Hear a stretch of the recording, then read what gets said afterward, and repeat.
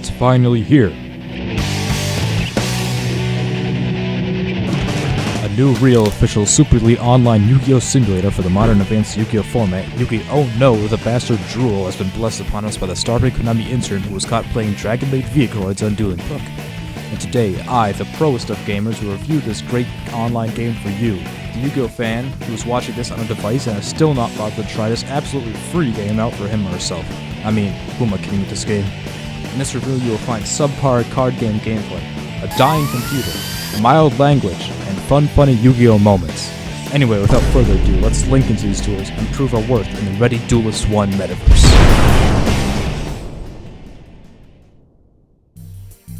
Once you've downloaded the extensive amount of card data required, because this game has every card, you're ready to start dueling good. You skip the tutorial because this game is for Yu-Gi-Oh! Masters only, and then bam, that's a nice tri-brigade you got there. The menu is also very loud. By the way, if it looks like my frame rate is slow enough to be legally classified as a 100-year-old paralyzed Subterra player, it's because I'm running this game on my Fatbull Emax 17, and I sacrificed my GPU to the great Konami overlords to wish for more Tenny support.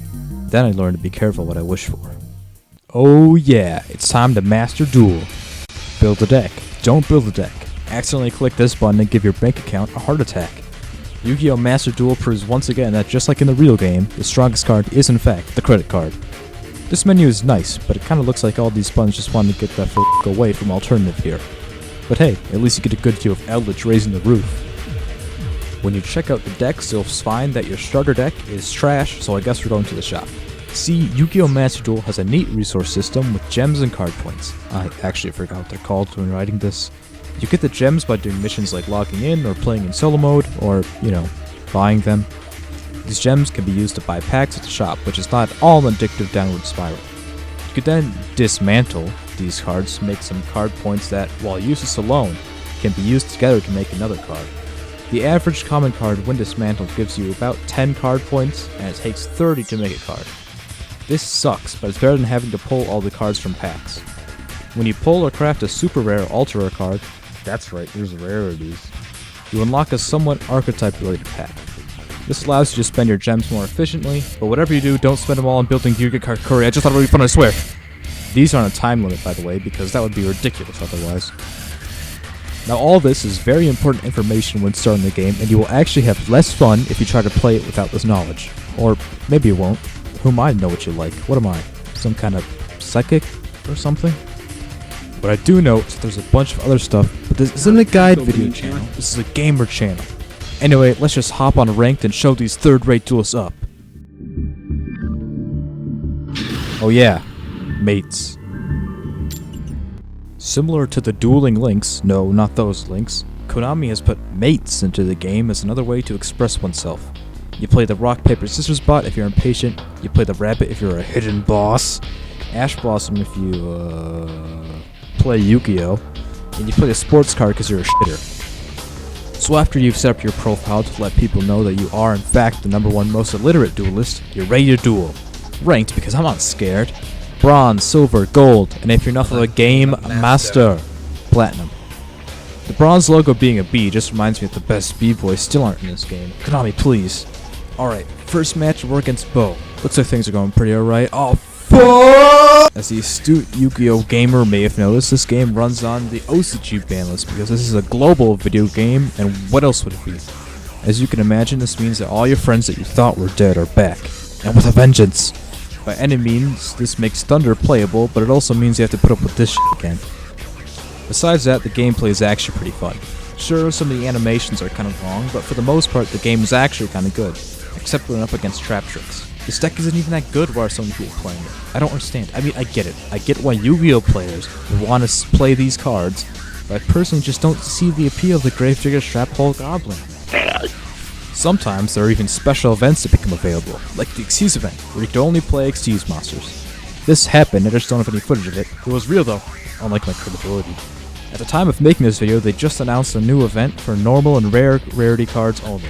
Finally, an event for cheapskates like me. You can also play with your friends online in rooms, but this is Yu-Gi-Oh! We're talking about, so you probably won't be using that feature that much.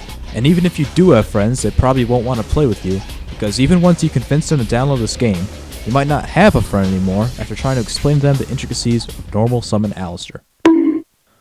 On the topic of intelligent gameplay, the metagame of Yu-Gi-Oh! Danza Kuduro is pretty diverse and is pretty much what you expect to find about a year ago at your local regionals. You got your furry agenda and your feathery agenda, Disco Ball Dry Boys and Golden Boy deck, Prank Kids, and there's also the Facebook Metaverse deck with their very funny dragon. You even see AirPod Lagoon sometimes featuring Phoenix Implosion with Destiny Force. Even though the Colorado Rockies are pretty much max power, you don't see them that much for some reason. I guess even the Block Dragon players weren't having fun. Then there's a billion B tiers that are cool, I guess. I chose to build Thunder. That tells you enough about me. The crux of modern Yu-Gi-Oh! Of course, is in the response to your opponent setting up their unbeatable turn 1 board before you aren't allowed to play the game anymore. Hand traps are the name of the game here, and you got your basic run-of-the-mill stuff, but the big new thing is the haha funny Max C card. He's back, and is it healthy? Props not. But with all the stupid crap in this game, it's almost broken in a fair way, and that everything's broken so it fits? WTF Japan. It is still a little fun to take the challenge though. There's also 2 called by, so that's cool I guess, until you're up against it. Apart from the main focus of this game, there's still solo mode, which is neat if you want to learn about some old deck's lore or general gameplay. You can even learn about the digital bugs if you like. And there's some other crap I've never clicked on, so that's up for you to learn about. Is this a good game? Yeah, it can be pretty fun once you know how to play it, and it looks pretty nice. Is it a good game to introduce someone to Yu-Gi-Oh? No, but maybe. It can teach new players the basics and introduce them to some cool decks and mechanics, but it can also overwhelm a new player with long combos, an extremely large card pool, and a lack of incentive to keep playing if they don't care about being Plat 1. Being honest, I think a better option to teach new players would be Speed Duel, but we all know how that went. In the end, it doesn't even matter, and it is also a pretty good online Yu-Gi-Oh! Player experience simulation with enough shiny things and epic memes to keep the average Yu-Gi-Oh! Fan invested. And now for the grades. Honestly, there isn't really that much to say about the general quality of the game, and I'm surprised I was able to drag this video out this long with that in mind. In general, almost everything is great with only a few problems that could be easily fixed later. Overall, I'd give Yu-Gi-Oh! The Blaster Pool a Hawaiian pizza out of 10. There's a lot of good stuff happening here until you encounter the pineapple. Then you have to expend effort to manually remove the pineapple or just deal. Besides that, I'm glad Konami is actually making official support of an online Yu-Gi-Oh! Media, even if this does channel some of that Duel Links money-making mentality. Anyway, that's it from me, so peace, I guess.